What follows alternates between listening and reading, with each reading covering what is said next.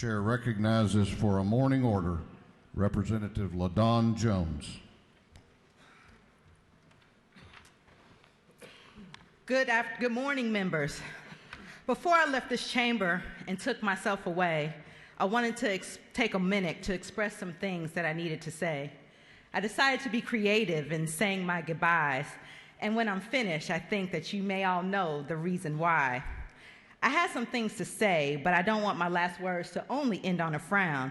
But if you're not good at criticism, you may want to sit down. As rule makers for the state, may I make a suggestion? The rule makers not following rules should be out of the question.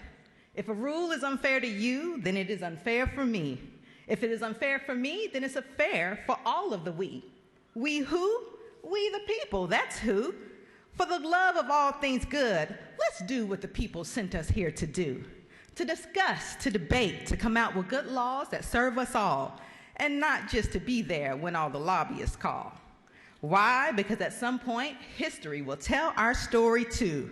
And history may say in 2006 was all about who can serve cake to whom. Remember 1956 when school desegregation was in the mix? Back then, this body voted to change our flag of our great state as a chosen finger to the Supreme Court's debate. It's 60 years later, and here in Georgia, we still have places where we salute a flag that still causes more contention than the Civil War even had. We need to spend less time in trying to be right and spend a little bit more time focused on those who don't have the ability to fight. If we stop focusing on who will get a win, we should learn from history that with bad policy, we all lose in the end. It's interesting that we all campaigned on being the one to make the call and asked people to trust us with some decisions that may affect us all. Yet when it's time to have real conversations about race, religion, sex, and money, people get uncomfortable and we all start to act real funny. Let's get over it, people. Ignoring the issues won't let them go away. If you're confident that your position is right, then say what you have to say.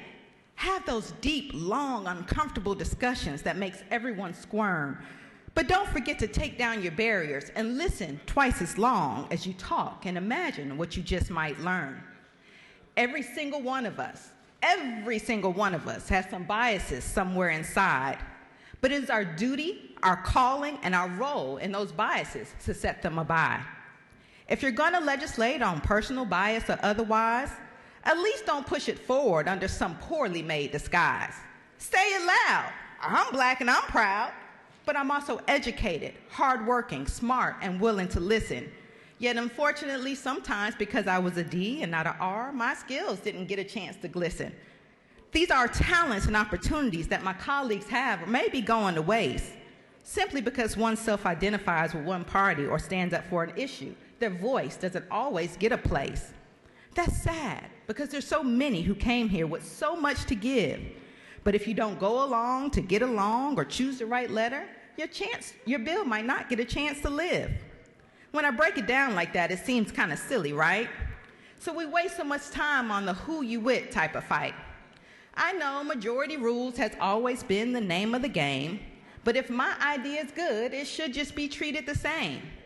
That is a practice that any time we can choose to stop. It's that type of partisan nonsense that will keep Georgia from being on top. Did I make you feel uncomfortable yet? Do you want me to quit? I'm almost done, but this is my last word, so I am going to finish it. There are some of you here for the retirement plan, hoping to make your 8-year mark to make your government-paid healthcare stand. Some are here for inconsequential fame, or because at this time in your life you finally have special words by your name. Hello, we see you and we know who you all are, but this is not Cheers, your name is not Norm, and this is not a bar. This hall, this place, this role that we all play is far too important for people who are not doing the work to continue to stay. And for those of you, which is most of you, who work with all their might, gosh darn it, stand up and take on a stinking fight. Stop rolling over for political expediency, a future position, or the fear of loss. Stand up, put on your big girl undies, and fight and take a chance of losing at least one important cause. Yes, sometimes the speaker and leaders can be scary, it's true, But they know what the people sent you down here to do. Fight, speak up, make a wave, as they say. Because I learned that the reason I'm leaving is because we're not all promised to be here another day. Now, I know I've been a little harsh and probably said more than I should, but let me be clear. I know the vast majority of this body is here for the overall good.